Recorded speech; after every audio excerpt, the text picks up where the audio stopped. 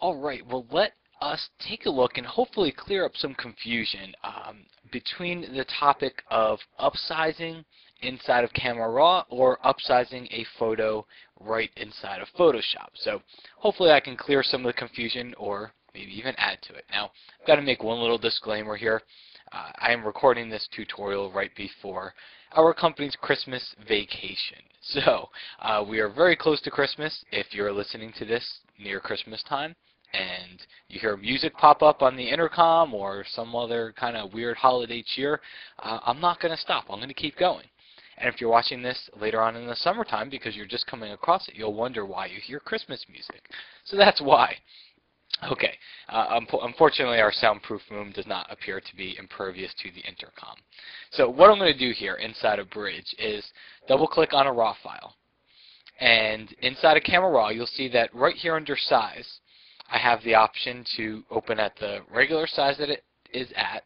I can downsize where these little minus signs appear, or I can upsize where you see these little plus signs. So right now, for sake of argument, let's go ahead and let's open this up at the 3,336 by 5120. Okay, so that's upsizing it considerably. And then I'm just going to hit open. And so this image is going to open inside of Photoshop here. Okay, so we will keep this kind of tucked off to the side here as Exhibit A. Now I'm going to go back over into Bridge. I'm going to double click the same RAW file. And this time I'm going to open it at the size that it was meant to be at. Okay, but I'm going to remember that size right there, 3,336 by 5120. But I'm going to open it at the size it was meant to open at, neither downsizing nor upsizing. And now with this one, I'm going to upsize inside of Photoshop. So let's go up to the image menu, go over to image size. And for the dimensions, if you recall, if you don't recall, I wrote them down. It's 3,336 by 5120, and it works out perfectly. And then the only thing I'm going to do here is I'm going to use bicubic smoother because I'm upsizing. There's lots of religious debates on which one to use when you're resampling your image. This is the one that I use. I personally just find that it works out best for my images. Now, at this point, I'm going to hit OK, and Photoshop is going to upsize that image. Now, to complete the test, what we need to do is just bring both of these images together in the same file. So I'm going to take, this is the one that we did inside Photoshop right here. I'm going to take it, hold down my Shift key, I'm just going to drag it into the other image. And if I look in the other, and at this point, I'm just going to go ahead and close it. Now if I look in the other image, the top layer is the Photoshop layer, so I'm going to double click it, rename it Photoshop, and the bottom layer is Camera Raw. Alright, well let's take a look here. I'm going to hold down my control key, hit plus or minus to zoom in and out, and I can use my spacebar key to pan around, but let's look at these trees. There's a lot of detail there. See what we have here. So what we're seeing right now is the upsized image inside of Photoshop. Okay, I'm going to hide it, and what we're seeing right now is the upsized image in Camera Raw. I'm not seeing anything at 25%, but let's get in here maybe to 50. Let's go in even to 100%. Okay, look at some of the details in the tree. This is Camera Raw you're looking at right now, and that's Photoshop. So I personally don't see a difference yet. So as we go through here, let's maybe zoom out a little bit and try to, I can even use the navigator up here. Maybe we'll go up into the rocks. We'll zoom in some here. Go back into 100%. Let's take a look here. And obviously we upsized the image, so we are going to lose some clarity.